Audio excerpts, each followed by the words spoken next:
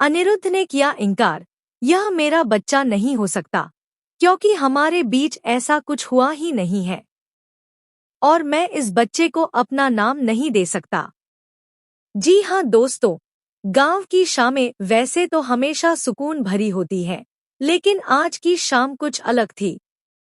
एक अजीब सी चुप्पी चारों ओर फैली हुई थी। पराशर अपने बैग के साथ खड़ा था, जाने को तैयार। उसका चेहरा गंभीर था, आंखों में ठहराव था, लेकिन भीतर एक गहरी हलचल थी। झनक उसकी ओर बढ़ी और धीमे स्वर में बोली, जा रहे हो? तो अपना ख्याल रखना, समय पर खाना खाना, दवाइयाँ लेना मत भूलना, और हाँ, अकेले मत रहना ज्यादा। हर काम समय पर करना। पराशर मुस्कुराया, लेकिन उसकी मुस्कान में करवाहट थी। उसने नजरें झुका लीं और शांत स्वर में कहा, ये बातें आप अपने पतिदेव से कहिए झनक, मुझे कहने का कोई हक नहीं है। अब आप श्रीमती अनिरुद्ध बोस हैं, और मैं सिर्फ एक परछाई।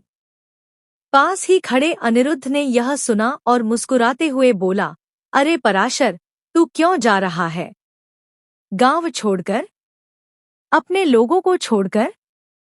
लेकिन सच बता, कहीं झनक को देखकर तो नहीं जा रहा? उसके लहजे में मजाक था, पर दिल में हल्की सी चुभन भी।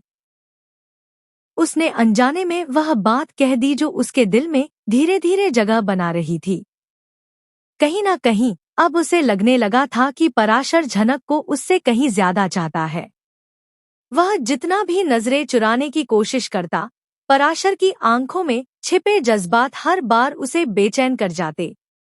घर के अंदर आते ही झनक और अनिरुद्ध अकेले हुए।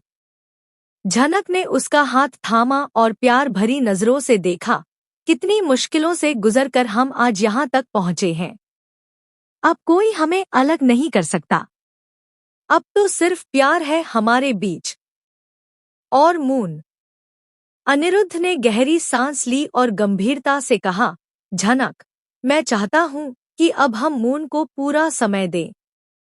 वह अभी बहुत छोटी है, कोई और बच्चा अभी नहीं।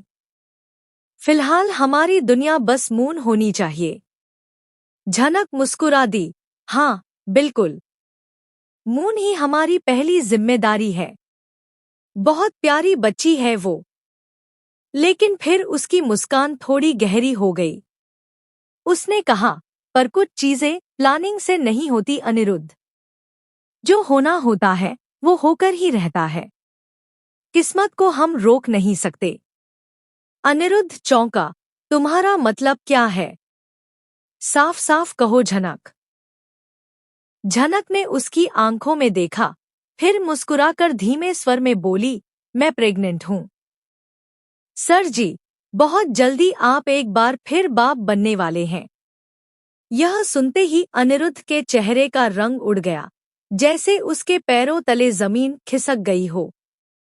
वो एक पल को खामोश रहा, फिर अचानक उसका चेहरा गुस्से से तमतमा उठा।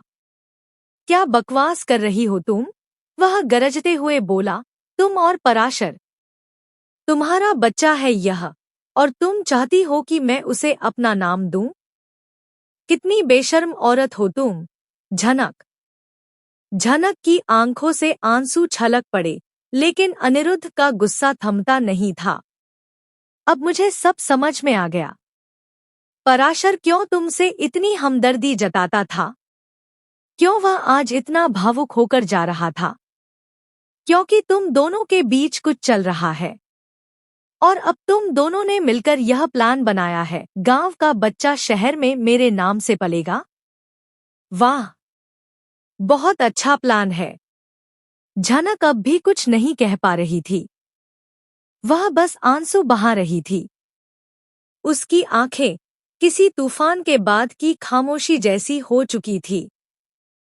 तुम चाहती हो मैं उस बच्चे को अपना नाम दूं? अनिरुद्ध ने तीखे स्वर में कहा, कभी नहीं।